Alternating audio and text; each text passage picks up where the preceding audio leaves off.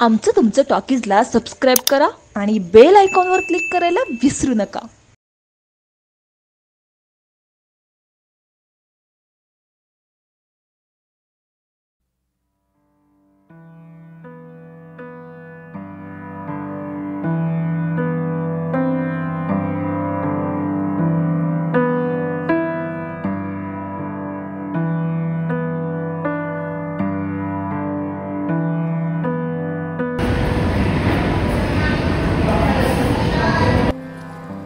देवा, मला नाही माहिती आज मी जो निर्णय घेणार आहे तो योग्य आहे की अयोग्य आहे, पण माझी इच्छा नसतानाही मला हा निर्णय घ्यावा लागतोय. माझ्याकडे कुठलाच दुसरा मार्ग नाही आहे. मी सगळे प्रयत्न केले पण आता मी दमली आहे. मला हा त्रास नाही सहन होत आहे. आता आज मी माझ्या आयुष्यातला सगळ्यात मोठा निर्णय घेते. ज्या मुलावर जीवापाड प्रेम केलं त्याच्यापासून वेगळं होण्याची हिम्मत मला दे.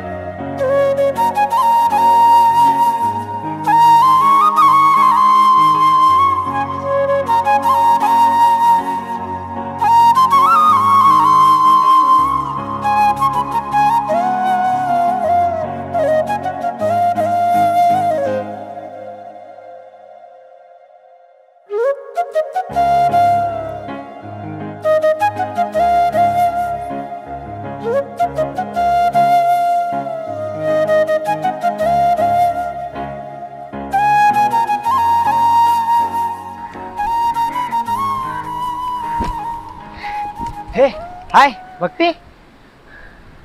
भक्ती, इतराचा सुगंध कसा आहे? छान आहे. तुझा चेहरा का उतरलाय? काही नाही, माझी झोप झाली नाहीये. तुला कित्येकदा सांगितलं जास्त विचार करू नकोस. मी आहे ना, थोडे दिवस होईल सगळं ठीक. हा, तुला माहितीये, या समुद्राच्या पाण्यात अख्ख्या जगाची साखर जरी आणून टाकली ना तरी याचं पाणी कधीच गोड होणार नाहीये. म्हणजे आपलं आयुष्य या पाण्यासारखं झालंय, खारट. ह्यात सोल्युशनची किती जरी साखर टाकली ना तरी काहीच सॉल्व्ह होणार नाहीये.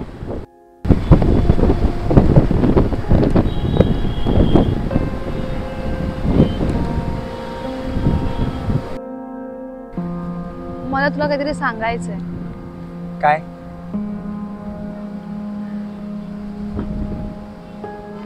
आई बाबांनी माझ्याकडे एक मुलगा बघितला होता. 15 दिवसांपूर्वी तो येऊन मला बघून गेला. आणि आता त्याने होकार कळवलाय. अरे मग तू नकार कळव ना. अरे आतापर्यंत मी हेच करत आली आहे.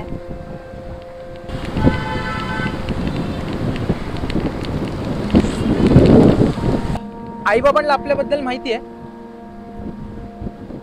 मग सांग ना. काय सांगू? ऋषिकेश नावाच्या मुलावरती माझं खूप प्रेम आहे. मग ते विचारतील काय करतो, कुठे आहे कामाला, तर नाहीये, पण मेहनती फार आहे. त्याचं कुठल्याच कामात मन लागत नाही, पण त्याला चित्रकार व्हायचंय. मग ते विचारतील कुठे राहतो, काय सांगू, 10 बाय 10च्या खोलीत भाड्याने. बोल ना, बोल. तू बोल, मी ऐकतोय.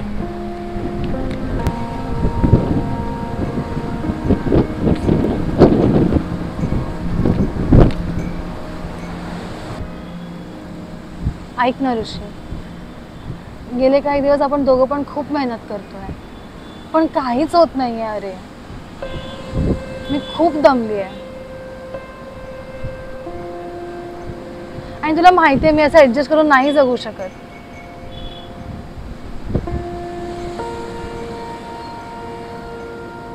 मी एक विचार केलाय. मी त्या मुलाशी लग्न करते.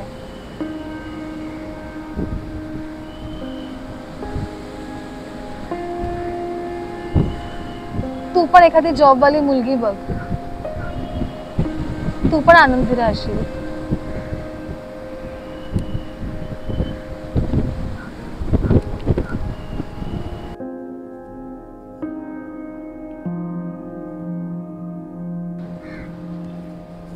ऋषी,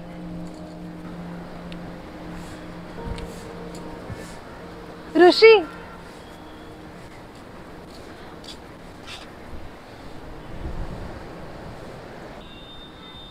तुला आठवतंय 6 वर्षांपूर्वी अशाच दुपारच्या वेळीस मी तुला पहिल्यांदा पाहिलं.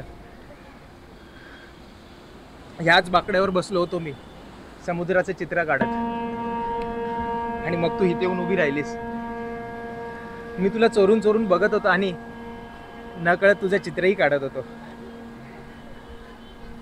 आणि तुला वाटलं की मी चोरून चोरून तुलाच बघतोय, आणि तू रागात आलीस. आणि तू मला काय बोललीस माहितीये? तुझ्या घरी आई बहीण नाहीये का? यावर मी काहीच उत्तर न देता तुझं ते अर्धवट चित्र तू बघितलंस आणि तू खुश झालीस, आणि तुझा राग क्षणात उतरला. पण तू हे सगळं आता का बोलतोयस? त्या दिवशी ते चित्र पूर्ण नको करायला हवं होतं.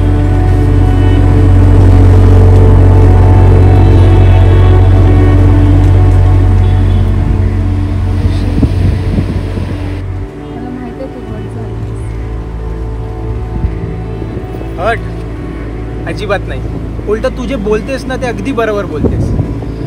माझंच नशीब खोट आहे. तुला सांगू, सगळं केलं.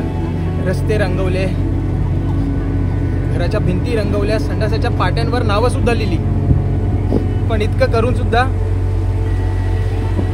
अपयश, सतत अपयश. तुला सांगतो, घरी जेवायला बसत असताना ताटात कधी एक्स्ट्रा भात मागितला ना तर घरचे देखील असे बघतात ना की त्यांचा जीवच मागितलाय.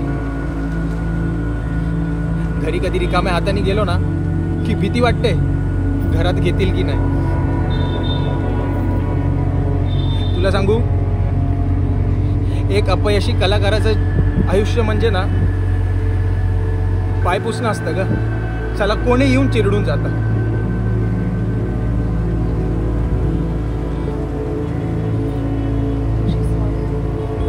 अरे सॉरी, तू कशाला सॉरी बोलतेस? सॉरी तर मला बोलायला हवं. तुझ्या आयुष्याची 6 वर्ष वाया घालवली ना मी.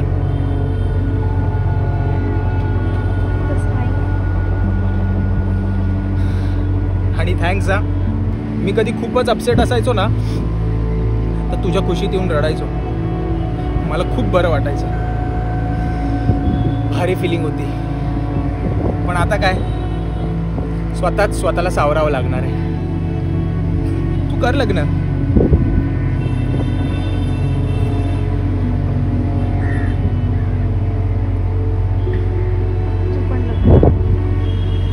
हो, अगदी बरोबर बोलतेस तू. मी आधी कधी प्रॅक्टिकल विचार केलाच नव्हता ना, पण आता करायला हवा.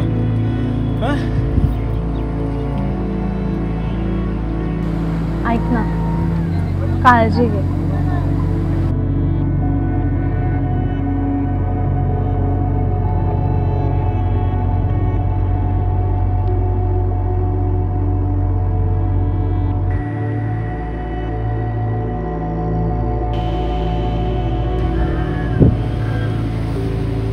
भक्ती, शेवटची एक मिठी मारावी इतक्या देखील प्रेम नाहीये का आता?